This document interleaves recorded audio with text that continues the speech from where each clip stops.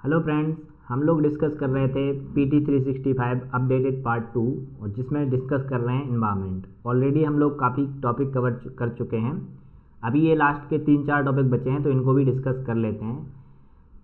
हमारा जो पहला टॉपिक है वो है सस्टेनेबल डेवलपमेंट से रिलेटेड, जिसमें हमें बात करनी है low temperature thermal desalination plants. तो देखो, डीसैलिनेशन जो होता है, इससे नाम से ही पता चल रहा है, आप अगर इसको डी प्लस सैलिनेशन कर दें, यानी कि सॉल्ट से जहाँ पे कहीं वाटर में सॉल्ट होगा तो उसको हम एक्सट्रैक्ट कर रहे हैं सॉल्ट को, यानी कि वाटर को डीसैलिनाइज कर रहे हैं। ठीक है, और क्या यूज़ करके? लो टेम्परेचर थर्मली हम इसको ये कर रहे हैं। टेम्परेचर की जब बात होती है तो वो थर्मली यूज़ होता है। तो अब इसको हम समझते हैं, लेकिन इसको समझने से पहले हम समझ लेते हैं national institute of ocean technology, जो हमारे प्रीलिम्स के पॉइंट ऑफ व्यू से इम्पॉर्टेंट है।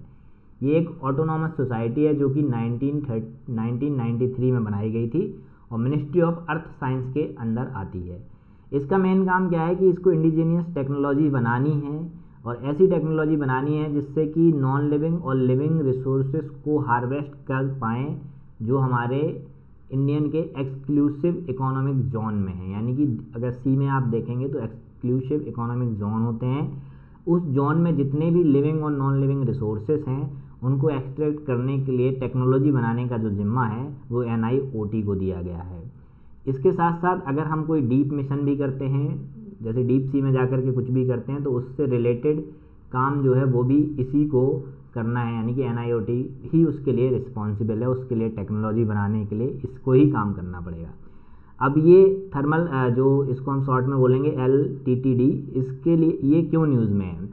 तो अभी रिसेंटली क्या हुआ कि जो NIOT है इसने एक जो है डीसैलिनेशन प्लांट लगाने वाला है ये लक्षद्वीप में। अब ये क्यों इतना न्यूज़ में और क्या इम्पोर्टेंस है इसमें? तो देखिए, ये जो फर्स्ट डीसैलिनेशन प्लांट होगा दुनिया का, जिसमें क्या होगा कि ये एक तो पावर को सप्लाई देगा, मतलब पावर सप्लाई देगा, प्लांट जो होता है उससे पावर निकलेगा, पावर जनरेट होगा। साथ ही साथ क्या होगा कि जो सी वाटर है उसको ये पोर्टेबल वाटर में कन्वर्ट करेगा, यानी कि फ्रेश वाटर में कन्वर्ट करेगा, कंज्यूमेबल वाटर में कन्वर्ट करेगा। अभी क्या होता है कि अभी वहाँ पे ऐसा नहीं है, तो अभी भी वहाँ पे डीसैलिनेशन प्लांट लगाए गए हैं, लेकिन वो डीजल जनरेटर पे काम करते हैं, जिसकी वजह से वो एयर पॉल्यूशन को फैलाते हैं। और साथ ही साथ क्या होता है कि जो हमारे आइलैंड होते हैं वो मेन लैंड से काफ़ी दूर होते हैं, तो डीजल को वहाँ पे ट्रांसपोर्ट करना पड़ता है, इसलिए उनका ऑपरेशनल कॉस्ट भी बढ़ जाता है। लेकिन अब इसमें ऐसा होने वाला नहीं है, इसीलिए ये इम्पॉर्टेंट है। और ये जो है 6 प्लांट लगाने वाला है लक्षद्वीप में और 1 लगाने वाला है नदन चेन्नई में। अब इसके बारे में देख लेते हैं कि ये कैसे काम करने वाला है। तो क्या होता है कि देखिए, अर्थ जो ओशियन का सरफेस होता है वो वार्मर होता है, तो उस पानी को वो इवोपरेट होता है लो प्रेशर पे, क्योंकि प्रेशर लो हो जाता है, हाई टेम्परेचर होता है, तो पानी जो है इवोपरेट होता है। तो उस पानी को ये वेपर में कन्वर्ट करेगा, फिर कंडेंस करेगा डीप सी वाटर से, क्योंकि जब भी कंडेंस होता है पानी तो उसका टेम्परेचर कम हो जाना चाहिए, और डीप सी वाटर का टेम्परेचर कम होता है तो उससे उसको कंडेंस करेगा। कंडेंस करने के साथ साथ उसमें क्या है, वैक्यूम पंप का यूज़ होता है। तो ये जो वैक्यूम पंप है इसमें हम यूज़ करेंगे एक टेक्निक जिसका नाम है ओशियन थर्मल एनर्जी कन्वर्जन। पहले हम इसमें diesel powered vacuum pump use करते थे जिससे पॉल्यूशन फैलता था। अब हम ocean thermal energy conversion use करने वाले हैं, जिससे हमारा पॉल्यूशन भी नहीं फैलेगा, और साथ ही साथ ये जो कंडेंस वाटर है ये फ्री ऑफ सॉल्ट होता है और इसमें कोई कंटेमिनेट नहीं होते हैं, तो आराम से आप पी सकते हो। ठीक है, तो ये था इसके बारे में। अब बात कर लेते हैं कुछ छोटी छोटी न्यूज़ जो कि इम्पोर्टेंट भी हैं, जैसे कि दोहा प्रोग्राम एक्शन, ये क्या है? तो देखिए, ये लीस्ट डेवलप्ड कंट्रियों के द्वारा लाया गया था। इसमें ये बात कही गई थी कि जो लीस्ट डेवलप्ड कंट्री हैं उनको हमें सपोर्ट करना है, डेवलप्ड कंट्री के द्वारा सपोर्ट किया जाना चाहिए, UN के द्वारा सपोर्ट किया जाना चाहिए, जिससे वो सस्टेनेबल डेवलपमेंट गोल को अचीव कर सकें। स्पेशली जैसे कि इरेडिकेटिंग पॉवर्टी को कम कर सकें, क्लाइमेट चेंज के इशू को एड्रेस कर सकें। तो ये कुछ मेजर इशू हैं जिनको एड्रेस वो कर सकें, एटलीस्ट सारे SDG नहीं तो अगर तो ये इम्पॉर्टेंट SDGs तो वो अचीव कर ही लें, तो उनको सपोर्ट करने के बारे में ये बात की गई थी। अब बात कर लेते हैं इराडा, यानी कि Indian renewable energy development agency. ये हम ऑलरेडी इकोनॉमी में डिस्कस कर चुके हैं। अभी इस कंपनी को क्या है, लिस्टेड कर दिया है स्टॉक मार्केट में, जिससे इसकी कैपिटल रिक्वायरमेंट पूरी हो सके। ये गवर्नमेंट ऑफ इंडिया की कंपनी है और मिनी रत्ना कंपनी है, साथ ही साथ ये क्या करती है, रिन्यूएबल एनर्जी के प्रोजेक्ट को फाइनेंस करती है। ये एक NBFC है जो RBI के द्वारा रजिस्टर्ड की गई है और RBI ने भी अभी इसे रिसेंटली इंफ्रास्ट्रक्चर फाइनेंसिंग कंपनी का स्टेटस दे दिया है, यानी कि अब इंफ्रास्ट्रक्चर प्रोजेक्ट को भी फंड कर सकती है।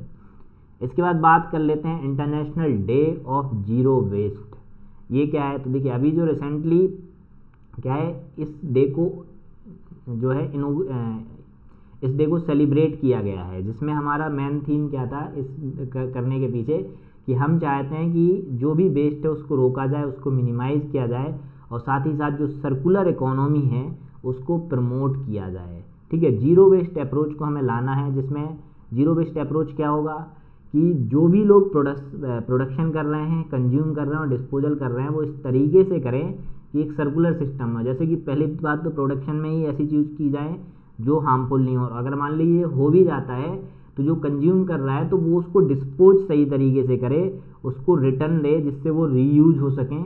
ठीक है, तो इस तरीके की जो इकोनॉमी की बात कर रहे हैं हम लोग, वो सर्कुलर इकोनॉमी है और इस तरीके का जो अप्रोच है वो जीरो वेस्ट अप्रोच है, जिससे कि वेस्ट ज़्यादा एनवायरनमेंट में नहीं फैलेगा और एनवायरनमेंट में जब वेस्ट नहीं फैलेगा तो हमारे लिए अच्छी बात है।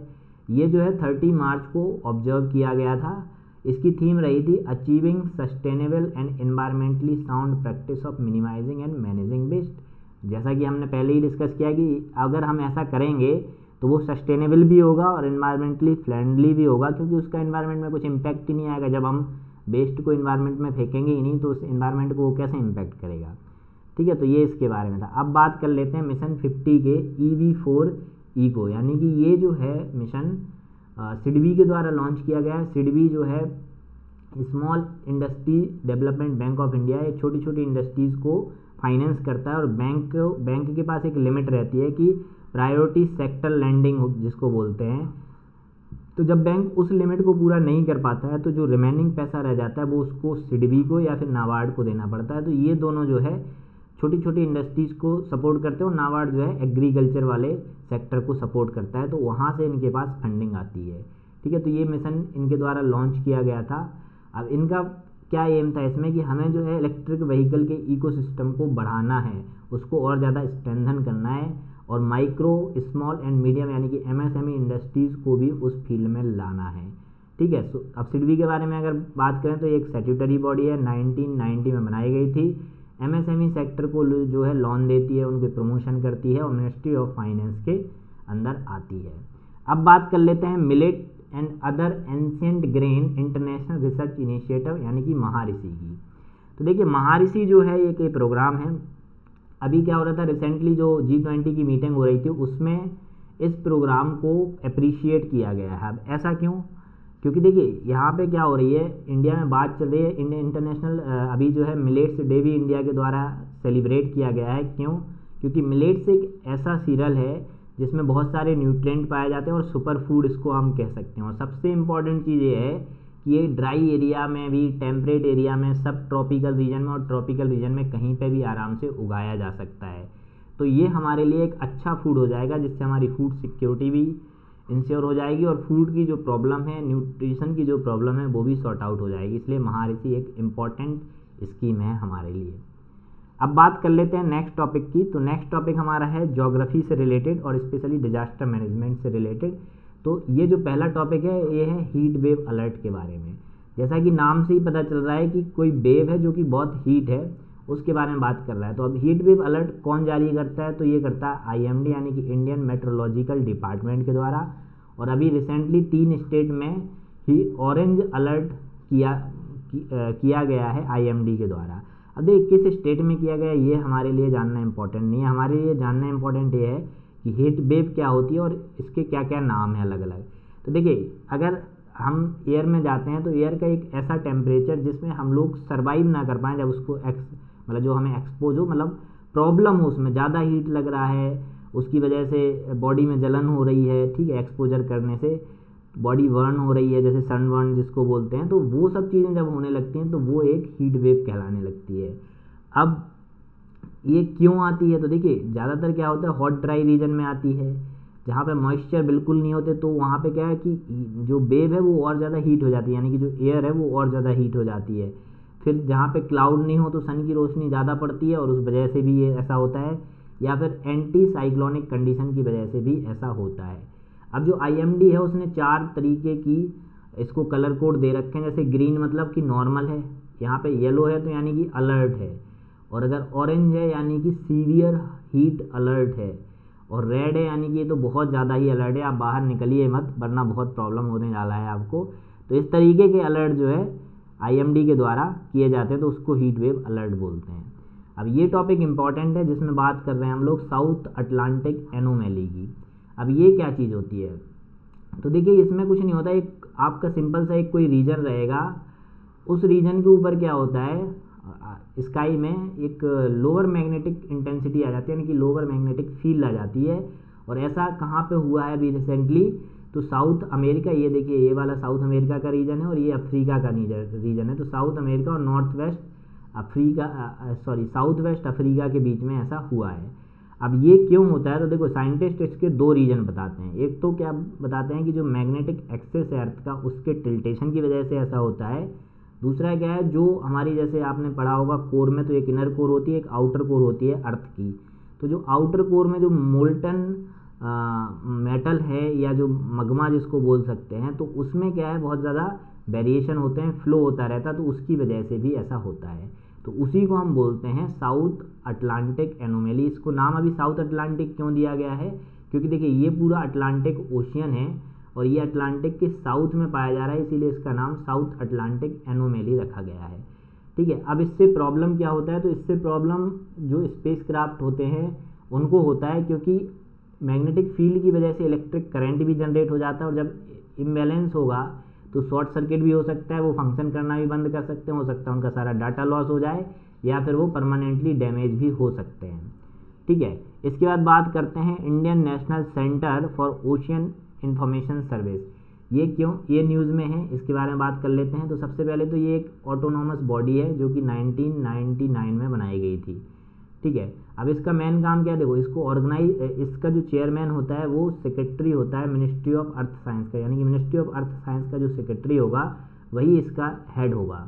इसका मेनली काम क्या है कि जो भी जैसे सुनामी आ रही है या फिर स्टॉर्म सर्ज आने वाला है, तो उसके पहले आपको वार्निंग देनी, यानी कि अर्ली वार्निंग सिस्टम इस्टेब्लिश करने हैं, जिससे कि हमारे जो डैमेज होते हैं उस डैमेज को हम मिनिमाइज़ कर सकें। साथ ही साथ इसको रिसर्च करना है ओशियन इन्फॉर्मेशन की फील्ड में, ओशियन से रिलेटेड जितनी भी चीज़ें हो सकती है जिससे और भी बेटर लाइफ बन सकती है, जो लोग कोस्टल रीजन में रह रहे हैं, तो वो सारी चीज़ें इसको करनी है। ठीक है, इस इंस्टीट्यूशन को। अब बात कर लेते हैं अपवार्ड लाइटिंग और अपवार्ड फ्लैश के बारे में।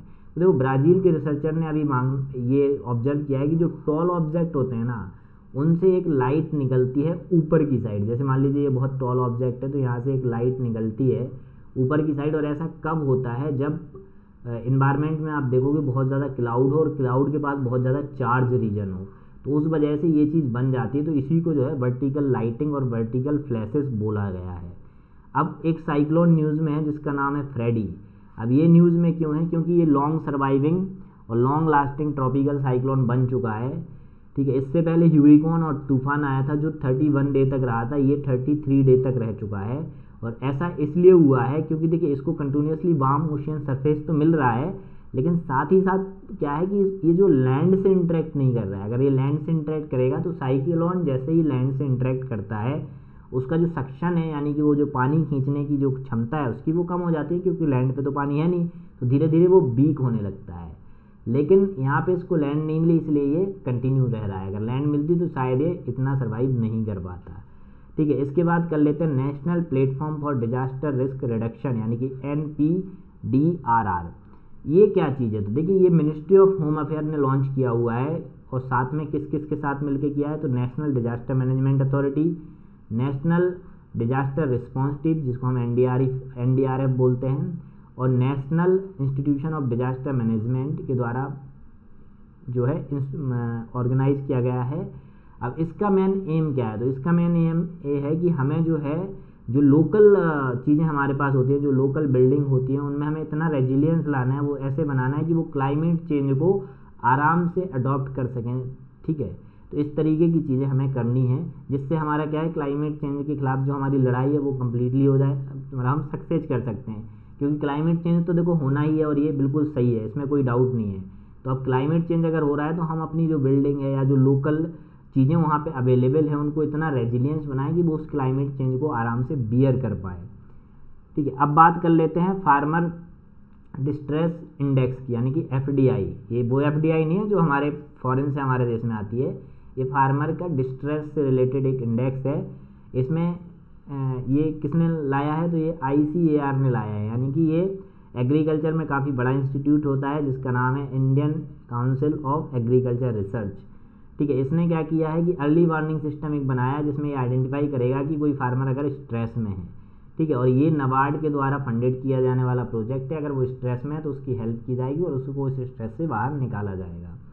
ठीक है, अब ये गिया हाइपोथेसिस, इसमें कुछ भी नहीं है जानने के लिए। अब देखिए ये कुछ प्लेसेस न्यूज़ में हैं जिनको जानना ज़रूरी है, मतलब ये आप एक बार नाम मैं आपको बताता हूँ, थोड़ा लोकेशन बताता हूँ तो आपको याद रहेगा, क्योंकि ऐसे प्लेसेस पूछे जाते हैं। जैसे ये रिवर हिंडन है तो ये गाज़ियाबाद के आसपास है, यानी कि यूपी में है और यमुना की ट्रिब्यूटरी है। इसके बाद जो जोजिला टनल है ये भी इम्पॉर्टेंट है क्योंकि ये कश्मीर वैली और लद्दाख को कनेक्ट करता है।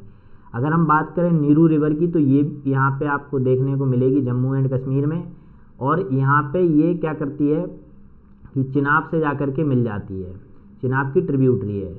ठीक है, इसके बाद अगर हम बात करें तो ये सिप्रा करके है जो कि यमुना की ट्रिब्यूटरी है। देखिए यहाँ पे ये रिवर बहुत इंपॉर्टेंट है क्योंकि इंडिया का जो वाटर डिवाइड होता है वो भी कहीं इसी रेंज से होता है, यानी कि ये रिवर इस साइड जा रही है जबकि इधर से और रिवर जो है वो इधर इस साइड भी जाती हैं, तो इसीलिए ये रिवर इंपॉर्टेंट है। क्योंकि डायरेक्शन अगर आपसे पूछ लिया तो ये नॉर्थवर्ड मूव कर रही है, ना कि साउथवर्ड। ठीक है, इसके बाद ये इंदौर जो है ये क्यों न्यूज़ में है, क्योंकि यहाँ पे बहुत बड़ा अभी बायो CNG प्लांट इनोग्रेट हुआ है। सांची क्यों न्यूज़ में है, सांची MP का एक अच्छा खासा प्लेस है और आपने मॉडर्न हिस्ट्री में एंशियंट हिस्ट्री में पढ़ा होगा, अशोका ने बहुत सारे जो है स्तूपा यहाँ पे बनवाए हुए थे। तो ये भी यहाँ पे क्या है, कंट्री का फर्स्ट सोलर जो है बनने वाला है, तो इसीलिए ये इम्पॉर्टेंट है यहाँ पे। ठीक है, इसके बाद पुलिकेट लेक की बात करें तो ये एक रामसर साइट है सबसे पहले तो, जो कि तमिलनाडु में है और second largest brackish water lake है या लगून है इंडिया का। तो फर्स्ट कौन सा है, तो फर्स्ट जो है हमारा चिल्का लेक है जो कि उड़ीसा में है। ठीक है, तो चिल्का लेक सबसे बड़ा है लगून से, उसके बाद अगर कोई दूसरा है तो वो है पुलिकेट लेक। ठीक है, इसके बाद जो है पेन्नियार रिवर है। ये रिवर क्यों इम्पोर्टेंट है और क्यों न्यूज़ में आई हुई है, ठीक है, तो इसको भी हमने देखा कि पेरियार रिवर की लोकेशन क्या है, तमिलनाडु में है। ठीक है, इसके बाद अगर हम बात करें तो ये जो है हुसैन सागर हैदराबाद, ये एक डैम है। इसमें क्या हो रहा है अभी रिसेंटली कि पॉल्यूशन बढ़ रहा है और साथ ही साथ इसकी साइज़ को छोटा करने की बात की जा रही है, इसलिए ये प्लेसेस न्यूज़ में है।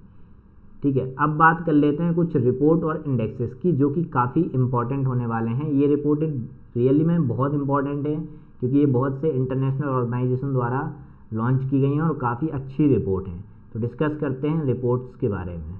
पहली जो हमारी रिपोर्ट है वो IPCC ने पब्लिश की है, यानी कि inter governmental panel on climate change, जो कि यूनाइटेड नेशन का एक पार्ट है जो क्लाइमेट चेंज के बारे में बात करता है। तो ये रिपोर्ट हमेशा पब्लिश करता है क्लाइमेट से रिलेटेड। तो इसकी रिपोर्ट का नाम होता है असेसमेंट रिपोर्ट 6, मतलब 6 अभी नाम है, इससे पहले 5 रिपोर्ट और आ चुकी हैं। ठीक है, तो इनका क्या ऑब्जर्वेशन रहा है, ऑब्जर्वेशन हमारे लिए इंपॉर्टेंट है, बाकी कुछ भी इंपॉर्टेंट नहीं है।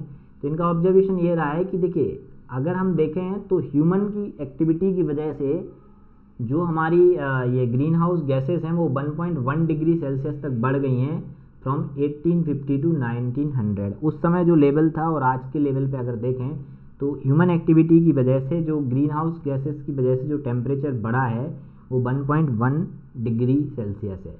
इसके बाद जो है इन्होंने कहा है कि जो हमारी NDCs यानी कि नेशनली डिटरमाइंड कंट्रीब्यूशन है, अगर वो हमने एक्सीड नहीं किए तो हमारा जो टारगेट है कि 21st सेंचुरी के एंड तक हम जो है टेम्परेचर को 1.5 डिग्री पे कंट्रोल कर लेंगे, जो कि अभी 1.1 है। तो ये पॉसिबल नहीं है। अगर हम ऐसा करना चाहते हैं तो हमें जो है हमारे जो टारगेट हमने फिक्स किए हैं, जैसे इंडिया के 3 टारगेट हैं, आपको पता होना चाहिए। ठीक है, कि एक तो फॉरेस्ट से रिलेटेड है, एक ये है कि इलेक्ट्रिसिटी जो है कितना रिन्यूएबल सोर्स से लाने वाला है, ठीक है, और GHG कितना कम करने वाला है 2005 के लेवल से शायद, है ना। ठीक है, तो ये 3 चीज़ें ये पता होना चाहिए, कई बार पूछे जा सकते हैं ये। साथ ही साथ उसने एक ऑब्जर्वेशन ये भी दिया है कि 1000 गीगाटन अगर कार्बन डाइऑक्साइड एमिट होती है तो उसकी वजह से 0.45 डिग्री जो है टेम्परेचर बढ़ जाता है। अब बात कर लेते हैं CO2 एमिशन रिपोर्ट की। तो ये किसने रिलीज़ किया है? ये इंटरनेशनल एनर्जी एजेंसी ने रिलीज़ किया है।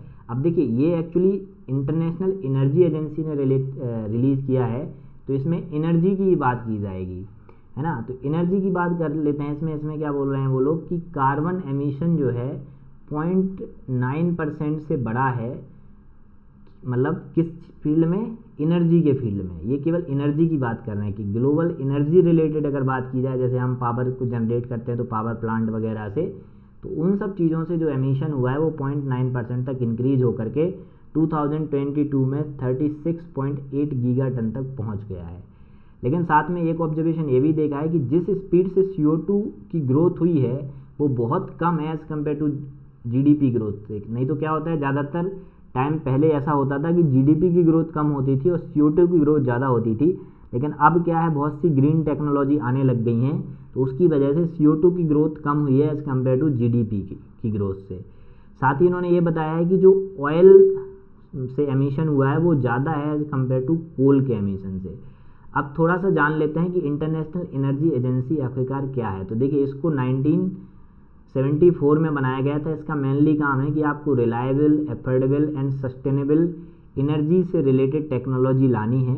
इंडिया इसका एसोसिएटेड मेंबर था, 2017 में उसने ज्वाइन किया था, और अभी जो है इसको इंडिया ने ऑफ़र किया है कि आप हमारे फुल टाइम मेंबर बन जाओ, लेकिन अभी तक इंडिया ने अपना कोई स्टैंड नहीं दिया है।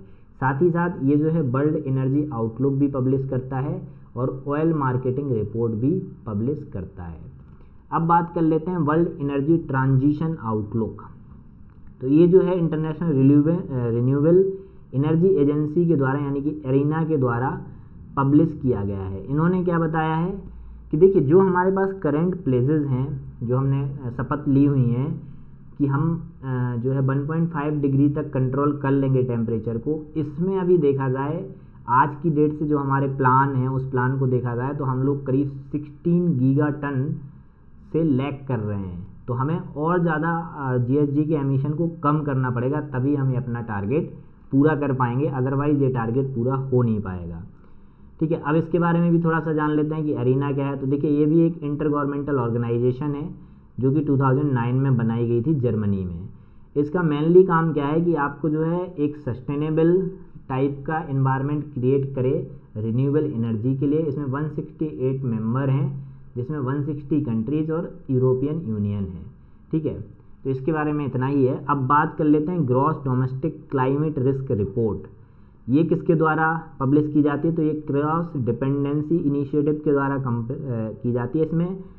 इसमें देखिए ये लोग ये बताते हैं कि जैसे कोई ऑर्गेनाइजेशन है, कोई पर्टिकुलर रीजन है, कोई बैंक है, कोई कंपनी है, तो वो इस क्लाइमेट चेंज से लड़ने के लिए कितनी बेहतर है, क्या उसकी प्रिपरेशन है इससे लड़ने के लिए। तो अभी जो है 50 कंट्रियों में से ये सर्वे ऑर्गेनाइज की गई है, जिसमें इंडिया की रैंक 9 है, यानी कि 9 ये टॉप रैंक नहीं है, मतलब टॉप हमारे लिए अच्छी बात नहीं है। मतलब हमारा जो इंफ्रास्ट्रक्चर है वो इतना वीक है कि हम टॉप 9 में आते हैं अपने इंफ्रास्ट्रक्चर में। मतलब हमारा इंफ्रास्ट्रक्चर इतना फ्रेगाइल है क्लाइमेट चेंज को लेकर के, तो हमें इस पर और काम करना है, क्योंकि क्लाइमेट चेंज तो हो ही रहा है। हमें अपनी रैंक हो सकता है 40+ चाहिए। अगर 40+ होगी इसका मतलब कि हम इन्वायरमेंट जो भी क्लाइमेट चेंज कंडीशन हो रही है उसमें आराम से सर्वाइव कर पाएंगे। अभी हमें इस चीज़ पे बहुत काम करना है, अपने इंफ्रास्ट्रक्चर को और ज़्यादा क्लाइमेट रेजिस्टेंस बनाना है। इसके बाद बात कर लेते हैं पार्लियामेंट्री कमेटी ने जो है ग्लेशियर के बारे में एक रिपोर्ट पब्लिश की है। तो इन्होंने ये क्या किया है और इसके बारे में क्या है। तो इन्होंने ये बोला है कि ग्लेशियर को अगर देखा जाए तो हाइड्रोलॉजिकल साइकिल का एक बहुत ही ज़्यादा इम्पॉर्टेंट कंपोनेंट है। अगर आप देखेंगे स्पेशली इंडियन हिमालय रीजन में, तो 3 इम्पॉर्टेंट रिवर यहाँ से निकलती हैं, जो कि इंडस, गंगा और ब्रह्मपुत्र हैं। हिंदू कुश रीजन अगर देखा जाए, हिमालय का रीजन है जो पाकिस्तान और उसके आगे के एरिया में पाया जाता है, मतलब इंडिया से आगे पाकिस्तान के रीजन में पाया जाता है, जिसको वाटर टावर बोला जाता है एशिया का। ठीक है, यहाँ से ही ये बहुत सारी रिवर निकलते हैं एशिया की। ठीक है, और हिमालय को इन्होंने बोला है थर्ड पोल। अब थर्ड पोल बोलने के पीछे कारण एक ही है कि यहाँ पे बहुत सारे ग्लेशियर हैं, और इन ग्लेशियर होने की वजह से ही इसको थर्ड पोल बोला जाता है। अब यहाँ पे हाईलाइटेड क्या हुआ है, क्या फंडिंग आई है, क्या इशू आ रहा है, तो इन्होंने कहा है कि जो हिमालय ग्लेशियर है वो बहुत मेल्ट हो रहा है और रिट्रीट हो रहा है, जिसका सबसे ज़्यादा इम्पैक्ट पड़ रहा है हिमालयन रिवर पे। उसकी वजह से क्या हो रहा है कि ग्लेशियर लेक आउटबस्ट फ्लड आ रहा है, ग्लेशियर अवेलेंचे हो रहा है, और इनका एक सबसे बड़ा प्रॉब्लम ये भी है कि जो अपर कंट्री हैं जैसे कि नेपाल है, ठीक है, या फिर चाइना है वहाँ पे, तो वो हमें इन्फॉर्मेशन नहीं देती हैं इन सब चीज़ के बारे में। क्योंकि अगर देखिए, अगर ये कुछ आउटबस्ट हो रहा है तो वहाँ पे सबसे पहले उनकी कंट्री में प्रॉब्लम होना चाहिए, उनको मालूम चलता है, अगर वहाँ से सही से ऑब्जर्व किया जाए तो पता चलता है, तो वो हमें देते नहीं है इन्फॉर्मेशन। उस वजह से भी ये प्रॉब्लम हमारे इंडिया में बहुत ज़्यादा प्रॉब्लम क्रिएट कर देती है, बहुत से लोगों की जान चली जाती है इस केस में। जैसे कि आपने देखा होगा तो केदारनाथ त्रासदी भी आई थी 2012 या 13 के आसपास। इसके बाद इन्होंने ये भी बताया है कि इसमें देखो, एक तो ये भी जो साथ में क्या है कि ऐसे सिस्टम को मेंटेन करने के लिए बहुत सारे मिनिस्ट्री और डिपार्टमेंट की परमिशन चाहिए पड़ता है, जो बहुत ज़्यादा कम्बरसम प्रोसेस हो जाता है, इसीलिए भी ये प्रॉब्लम हो जाती है। तो हमें इस प्रॉब्लम को भी सॉर्ट आउट करना है कि इसको बहुत ज़्यादा ट्रांसपेरेंट और सिंगल विंडो सिस्टम बनाना पड़ेगा, तभी जा करके हम इसमें अच्छा काम कर पाएंगे। इसके बाद बात कर लेते हैं स्ट्राइविंग फॉर क्लीन एयर, ठीक है, air pollution and public health in south Asia report, जो कि वर्ल्ड बैंक के द्वारा लाई गई है। वर्ल्ड बैंक ने ये बताया है कि जो अभी उन्होंने क्या किया कि ग्रीन हाउस गैसेस और एयर पॉल्यूशन को एक साथ इंटरेक्ट करके देखा है कि वो पर्टिकुलेट मैटर का क्या क्वांटिफिकेशन है, मतलब कितनी मात्रा में पर्टिकुलेट मैटर पाए जा रहे हैं और कैसे वो एटमॉस्फेयर में डिस्पर्स हो रहे हैं। तो देखिए, यहाँ पे इन्होंने कई चीज़ें बताई हैं कि जैसे जो डेंसली पॉपुलेटेड एरिया है, specially the Indo Gangetic plain, वहाँ पे अगर आप देखेंगे तो जो पीएम का कॉन्सेंट्रेशन है स्पेशली 2.5, जैसे एग्जाम्पल के तौर पे आप देखें तो सूट या स्मॉल डस्ट, वो जो WHO का स्टैंडर्ड है, ये बहुत इंपॉर्टेंट है, लास्ट ईयर क्वेश्चन आ चुका है इस पर। WTO ने बताया है कि जो 2.5 है, यानी कि 2.5 PM का जो पॉल्यूशन है, वो किसी भी हाल में 5 माइक्रोग्राम पर क्यूबिक मीटर से ज़्यादा नहीं होना चाहिए। लेकिन इंडिया में अभी जो WTO की जो वर्ल्ड बैंक की रिपोर्ट आई है, उसमें ये बताया गया है कि वो 20 टाइम ज़्यादा है, जो कि WHO का स्टैंडर्ड है। हमारे लिए बहुत ही कंसर्न की बात है, ठीक है। और इन्होंने इसके पीछे कारण भी बताया है कि यहाँ पे क्या होता है, बहुत ज़्यादा सॉलिड फ्यूल को कंबर्सन किया जाता है, स्मॉल इंडस्ट्रीज से बहुत सारा पोल्यूशन निकलता है, और साथ ही साथ क्या है कि म्यूनसिपल वेस्ट मैनेजमेंट की प्रैक्टिस सही नहीं है, जैसे कि वो प्लास्टिक को डायरेक्टली जला देते हैं, तो उसकी वजह से ये प्रॉब्लम होती हैं। अब अगर आप एज वाइज देखोगे तो देखो, छोटे बच्चे जो होते हैं उनमें इसका क्या इम्पैक्ट पड़ता है, उनका बर्थ वेट ही जो है बहुत लो हो जाता है। जो बच्चे 0 से 5 साल के होते हैं उनको रेस्पिरेटरी सिस्टम होता है और स्टनिंग की प्रॉब्लम आ जाती है। साथ ही साथ जो 5 से 18 ईयर के होते हैं उनको रेस्पिरेटरी इन्फेक्शन होने के चांसेस रहते हैं, और जो 18 से 60 के होते हैं उनको कार्डियो पल्मोनरी और मेंटल हेल्थ के इशू भी पॉल्यूशन की वजह से देखने को मिलते हैं, और जो उससे भी ज़्यादा है उनको डायबिटीज़ तक हो जाती है। तो इतना जो है डेंजरस है ये, तो इसको कंट्रोल करना बहुत ज़्यादा ज़रूरी है। वर्ल्ड एयर क्वालिटी रिपोर्ट की अगर हम बात करें तो ये Swiss air quality technology company के द्वारा पब्लिश की जाती है, जिसमें ये बताया गया है कि जो एनुअल एवरेज 2.5 का लेवल होना चाहिए WHO की गाइडलाइन के अकॉर्डिंग, वो 5 माइक्रोग्राम पर मीटर क्यूब और उससे कम होना चाहिए। लेकिन अगर इंडिया का एवरेज देखा जाए तो वो 53.3 माइक्रोग्राम पर मीटर क्यूब है। अब आप समझ सकते हैं कि कम से कम 10 गुना ज़्यादा है, ठीक है। जिसमें दिल्ली की रैंक 4th नंबर पे आई है वर्ल्ड की 50 मोस्ट पॉपुलर कंट्री और पॉपुलर सिटीज़ में। आप सोच सकते हैं कि दिल्ली में कितना पॉल्यूशन है। लेकिन हाँ, ये भी है कि दिल्ली से भी पॉल्यूटेड बहुत सी सिटी हैं, 3 सिटी और भी हैं, लेकिन हमारे लिए इस पे काम करने की सख्त ज़रूरत है। इंडिया की जो है मतलब अगर इंडिया की बात करें 131 कंट्री में से, तो 8th रैंक आई है वर्ल्ड, जिसमें मतलब ये बोला जा रहा है कि वर्स्ट एयर क्वालिटी है इंडिया में, ठीक है। साथ में अगर हम बात करें reuse of treated water in India report, ये भी इम्पॉर्टेंट है क्योंकि ट्रीटेड वाटर का कितना यूज़ हो रहा है इंडिया में उसके बारे में बात कर रहा है। तो ये जो है council on energy environment and water के द्वारा पब्लिश की जाती है, जो कि एक रिसर्च इंस्टीट्यूशन है और नॉन फॉर प्रॉफिट काम करती है। इन्होंने ये बताया है कि अगर मार्केट वैल्यू देखी जाए इसकी TWW की तो 2021 में ये करीब 630 मिलियन था। यहाँ पे इन्होंने ये भी बताया है कि रीयूज़ जो होता है एग्रीकल्चर में थोड़ा बहुत होता है, जिसकी वजह से ग्रीन हाउस गैसेज को कम किया जा सकता है, ठीक है। और ये इन्होंने ये भी बताया है कि कितना ग्रीन हाउस गैसेज 2021 में कम हुआ है, तो उन्होंने बताया कि 1.3 मिलियन टन तक कम हुई है अगर हम इसको अच्छे से यूज़ कर, मतलब जितना इसका रीयूज़ हुआ है, अगर इसको हम प्रॉपर तरीके से रीयूज़ करने लगे और हर लोग इसको सपोर्ट करें तो हमारा ग्रीन हाउस जो एमिशन है वो बहुत कम हो जाएगा। साथ ही बात कर लेते हैं all India report of first census of water bodies. ये वाटर बॉडीज़ जितनी भी हमारे इंडिया में उसके बारे में एक रिपोर्ट बनाई गई है। ये भी काफ़ी इनोवेटिव स्टेप है जो कि मिनिस्ट्री ऑफ जल शक्ति ने लिया है। इसमें क्या करने वाले हैं ये लोग कि पूरा एक नेशनल डाटाबेस बनाने वाले हैं जितनी भी वाटर बॉडी हैं। अब इसमें इन्होंने क्या किया है कि ये सेंट्रली स्पॉन्सर स्कीम है सबसे पहले तो, और इन्होंने जो सर्वे किया है उस सेंसस में करीब 24 लाख एंड 24,000 बॉडी जो है इन्होंने वाटर बॉडी को इनोमरेट किया है इसमें। और इन्होंने बताया कि इनमें से जो बॉडीज़ हैं वो करीब 97% तो रूरल एरिया में, बाकी की जो है अर्बन एरिया में। और स्पेशली अगर देखा जाए तो वेस्ट बंगाल में ये ज़्यादा देखने को मिलते हैं, उसके बाद उत्तर प्रदेश और उसके बाद आंध्र प्रदेश में, ठीक है। इसके बाद इन्होंने ये भी बताया है कि जो सबसे लीस्ट वाटर बॉडी अगर जिस स्टेट में है उनमें से सिक्किम, चंडीगढ़ और दिल्ली है। इनमें से 78% बॉडीज़ ऐसी हैं जो मैन मेड हैं एंड 22% ऐसी हैं जो नेचुरल हैं, ठीक है। और 55% तक बॉडी ऐसी है जो प्राइवेट एंटिटी के द्वारा होल्ड की जाती हैं, वो इनके ऑनर हैं। अब बात कर लेते हैं Indian state electricity transition set report. ये क्या बात करती है? देखिए, ये जो है institution for energy economic and financial analysis के द्वारा पब्लिश की जाती है। इसके 4 डायमेंशन हैं। देखिए, नाम से ही पता चल रहा है कि स्टेट की जो इलेक्ट्रिसिटी है उसको ट्रांजिशन कर रहे हैं हम, मतलब जो इलेक्ट्रिसिटी है हम ग्रीन इलेक्ट्रिसिटी की बात कर रहे हैं। अब हम ये चाहते हैं कि हमारी जो इलेक्ट्रिसिटी जनरेट हो रही है वो रिन्यूएबल एनर्जी सोर्सेज से जनरेट हो, तो उसमें जो है किस स्टेट ने कैसा परफॉर्म किया उसके बारे में ये रिपोर्ट है। तो इन्होंने इसके 4 डायमेंशन रखे हैं और इसके जो 17 जो है पैरामीटर हैं। तो हम डायमेंशन देख लेते हैं जो हमारे लिए इंपॉर्टेंट है कि डीकार्बनाइजेशन के लिए आपने क्या क्या काम किया है। कि जैसे आप थर्मल पावर प्लांट पहले यूज़ कर रहे थे तो उससे कुछ पॉल्यूशन निकल रहा था, तो उस पॉल्यूशन को कम करने के लिए आपने क्या क्या टेक्निक यूज़ किए हैं।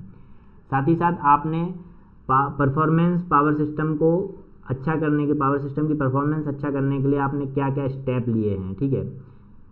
क्योंकि बहुत ज़्यादा लॉस होता है कई बार सिस्टम में, अलग अलग सिस्टम में, तो उनको लॉस को अवॉइड करने के लिए आपने क्या क्या काम किए हैं।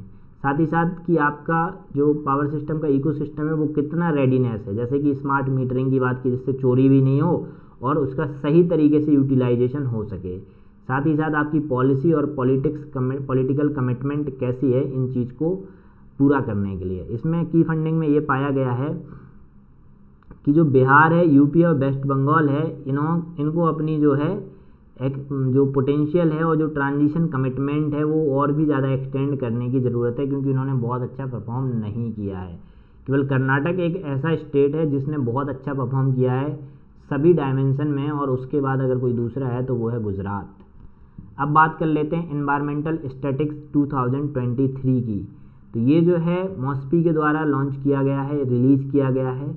इसमें बात बताई गई है कि एनुअल रेनफॉल जो इंडिया में है वो इंक्रीज हुई है, ठीक है। और उसके साथ साथ मैक्सिमम हीट वेव के बारे में भी इन्होंने बताया कि राजस्थान में पाई गई है सबसे ज़्यादा, उसके बाद पंजाब में, उसके बाद झारखंड, उसके बाद हरियाणा में, फिर झारखंड और फिर दिल्ली। तो ये जो हीट वेव प्रोन एरिया हो गए हैं ये वाले। असम और हिमाचल प्रदेश में इन्होंने ऑब्जर्व किया है कि हीट वेव 2010 के बाद अभी तक नोट नहीं की गई है, और जो साइक्लोनिक स्टॉर्म है वो नॉर्थ इंडियन ओशियन में इंक्रीज हुए हैं। उसका रीज़न सिर्फ ओशियन टेम्परेचर का इंक्रीज होना है, क्योंकि जितना ज़्यादा टेम्परेचर इंक्रीज होगा साइक्लोन के लिए उतनी ही अच्छी कंडीशन बनती जाएगी। अब बात कर लेते हैं स्टेट एनर्जी इफिशिएंसी इंडेक्स 2021-22 जो कि मिनिस्ट्री ऑफ पावर ने लॉन्च किया हुआ है, ठीक है। तो इसके बारे में इतना ही जानना है, इसमें ज़्यादा कुछ है नहीं, थोड़ा सा एक रिपोर्ट है वो देख लेते हैं, रैंकिंग है।